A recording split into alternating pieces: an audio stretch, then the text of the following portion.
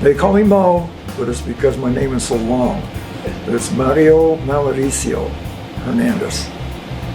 I was born and raised here in Salt Lake back in 1944, so that was a long time ago.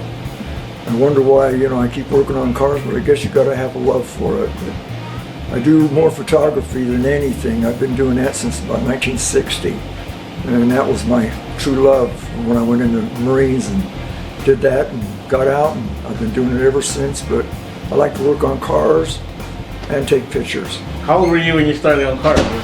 Actually, my neighbor came over, and he used to work in a body shop, and he'd come home at night and work on cars in his backyard, and I used to jump over the fence and watch him.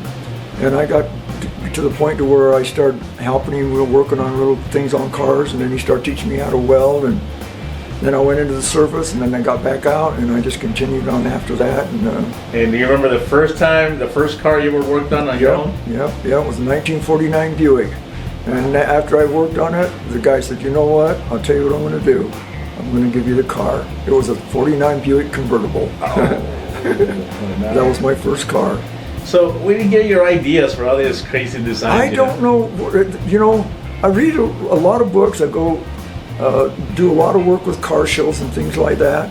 And you get a lot of ideas from there, and then you just take the ideas and modify them to what you want. The helmet, like I said, I was welding one day, and I just wasn't happy with the way it looked. So I just decided, you know what? I'm gonna do my own helmet the way I want it. And so this is what I end up with. So, it's just like any old welding helmet you use, except that it kept going bad on me. So I thought, you know what? I'm gonna make my own. I'm gonna redesign this whole thing. So I took this here, and this is what it looks like now.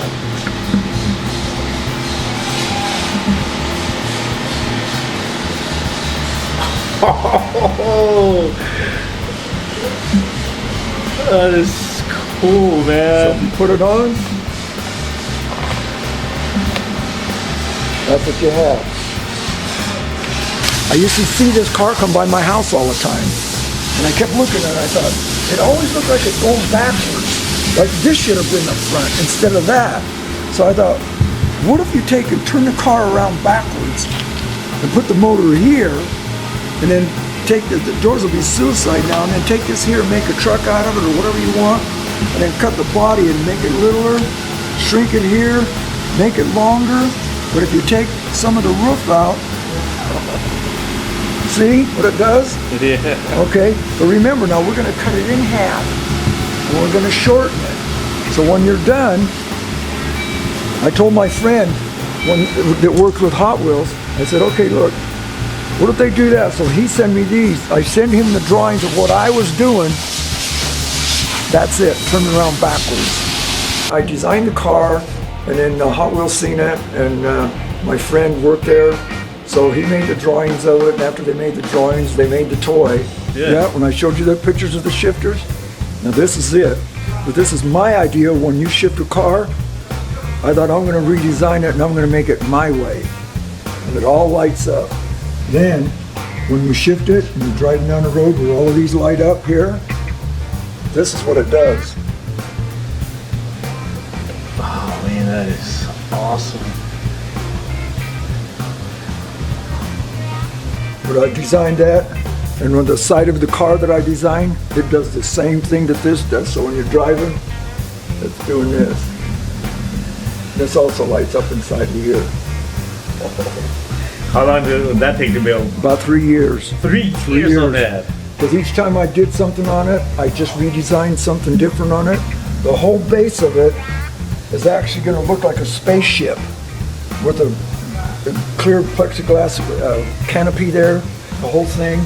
But it's made of nothing but parts of cars or sewing machines, bicycles, anything that I could find, transmissions, carts off of semis. And that's what it looks like. This used to be a drill press handle for drilling.